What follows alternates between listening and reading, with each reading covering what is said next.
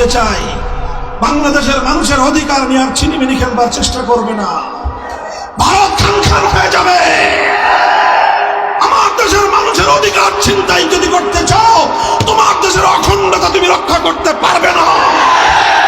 তুমি মনে রেখো, 18 কোটি মানুষকে তুমি দাবায় রাখতে পারবে না। এদেশের মানুষ প্রতিবাদ করতে শিখেছে, এদেশের মানুষ রক্ত দিতে শিখেছে, এদেশের মায়েরা সন্তানদেরকে যুদ্ধে পাঠাতে শিখেছে, এদেশের সন্তানরা মায়ের চোখের অশ্রু মুছে দিয়ে, বুকের রক্ত দিয়ে মায়ের মাতৃভূমিকে স্বাধীন করতে প্রেরণা পেয়েছে। এ জাতিকে কেউ দাবায় রাখতে পারবে না। আন্তর্জাতিক সাম্রাজ্যবাদী শক্তিগুলোকে বলতে চাই, যদি তোমরা আমাদের সহায়তা করতে চাও, আমরা স্বাগত জানাবো। যদি প্রভু সেজে আমার বাংলার মাটিকে কোন কায়েমি স্বার্থবাদী অথবা কোন আন্তর্জাতিক কোন শক্তি নিজেদের ঘাঁটি হিসেবে বাংলাদেশকে ব্যবহার করতে চাও, 18 কোটি মানুষ মাথায় কাফনের কাপড় বেঁধে আমার যুদ্ধের ময়দানে নামবে।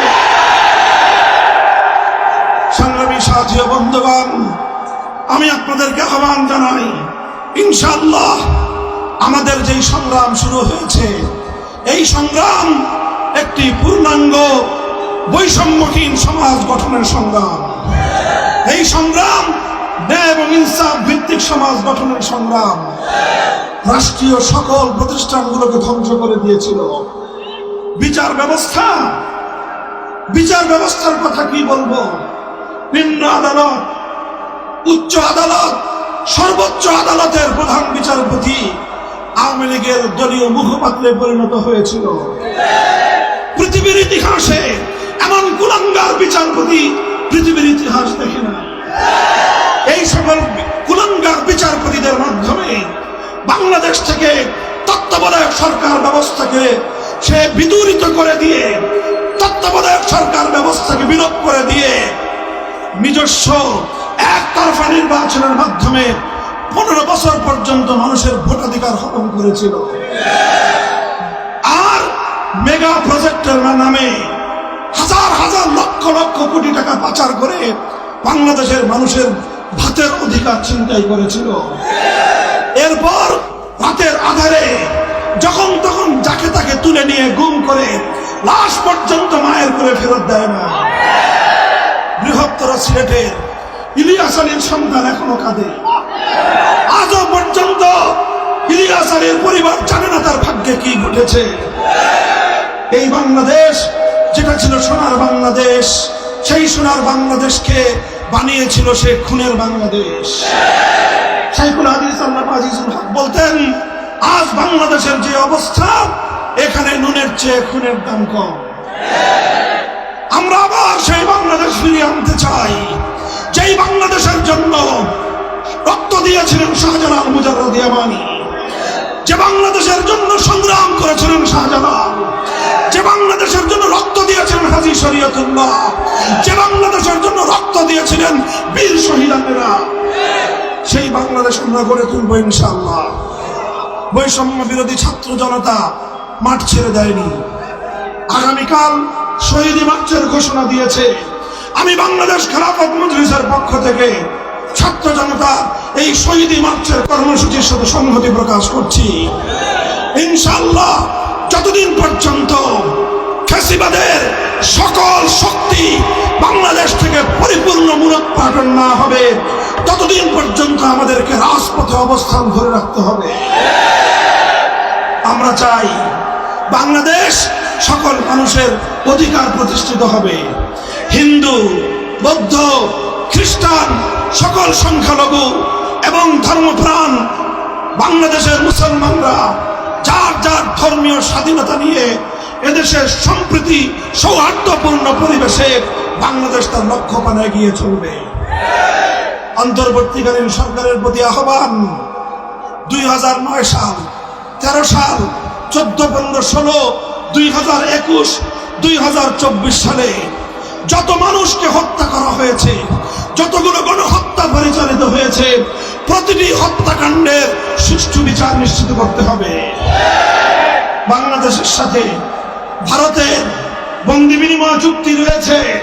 সেই চুক্তির মাধ্যমে খুনি হাসিনাকে ধরে এনে বাংলার মাটিতে বিচার করতে হবে। যদি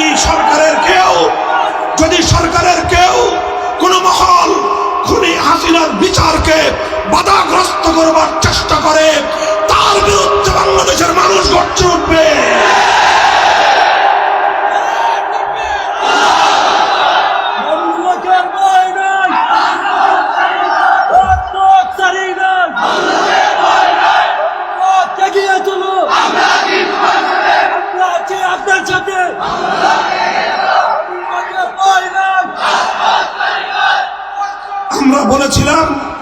আমরা বলেছিলাম বাংলাদেশে আপনারা স্বাধীনতার রজত জয়ন্তী, সুবর্ণ জয়ন্তী উদযাপন করবেন, এটা আমাদের জাতীয় উৎসব। কিন্তু এই উৎসবে নরখাত গুজরাটের কসাইকে আহ্বান করে আমার স্বাধীনতার অনুষ্ঠানকে কলঙ্কিত করবেন না। আমাদের কথা ভালো লাগলো না। আমরা বলেছিলাম আপনার মরহুম পিতা ভাস্কর্য বানায় জাতীয় সম্পদ ব্যয় করে আমাদের ট্যাক্সের টাকা দিয়ে আপনি সাধারণ জাতীয় স্থাপনাগুলোতে, মহাসড়কগুলোতে আপনার বাবার মূর্তি বসাতে পারেন না। এদেশের মানুষ আপনার বাবার মূর্তি বানানোর ম্যান্ডেট আপনাকে দেয় নাই। আমরা মুসলিম জনপদে সড়কের মোড়ে মোড়ে এইভাবে তার বাবার মূর্তি বসানোর বিরুদ্ধে তাকে উপদেশ দিয়েছিলাম। মনে রাখবেন, আমরা কিন্তু হিন্দু ধর্মাবলম্বীদের মন্দিরের কোন মূর্তির সমালোচনা কোনোদিন করিনি। হিন্দুদের ধর্মাবলম্বী উপাসনালয়গুলোতে তাদের মূর্তি থাকবে, তারা মূর্তির উপাসনা তাদের মতো করে করবে।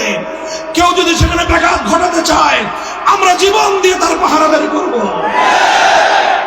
কিন্তু মুসলমানদের জাতীয় সম্পদ ব্যয় করে রাস্তার মোড়ে মোড়ে মুসলমানদের গুরুত্বপূর্ণ স্থাপনাগুলোকে বাবার মূর্তি দিয়ে এদেশটাকে একটা মূর্তির আখড়ায় পরিণত করবেন, আমরা উপদেশ দিয়েছিলাম এটা করেন না, ভালো হবে না। আমার এই কথা আমার ভালো লাগলো না। তিনি আমার বিরুদ্ধে ক্ষিপ্ত হয়ে উঠলেন, জাতীয় সংসদে আমার বিরুদ্ধে বিষোদ্গার করলেন। তার পেটোয়া বাহিনী এবং দেশের মানুষের সম্পদে লালিত গোয়েন্দা বাহিনীর সদস্যদেরকে আমার বিরুদ্ধে ষড়যন্ত্র করবার জন্য এড়িয়ে দিলেন আর আমাদেরকে কারারুদ্ধ করলেন। 3 বছর পর্যন্ত কারান্তরালে আমাকে বন্দী রাখলেন। কি পেয়েছেন আপনি? আপনি মনে করেছিলেন জোর করে এদেশের জনগণের কাঁধের উপর আপনার বাবার মূর্তি বসিয়ে দিবেন। 5ই আগস্ট এদেশের মানুষ প্রত্যক্ষ করেছে, জোর করে মানুষের উপর কোনো আদর্শ চাপিয়ে দেওয়া যায় না।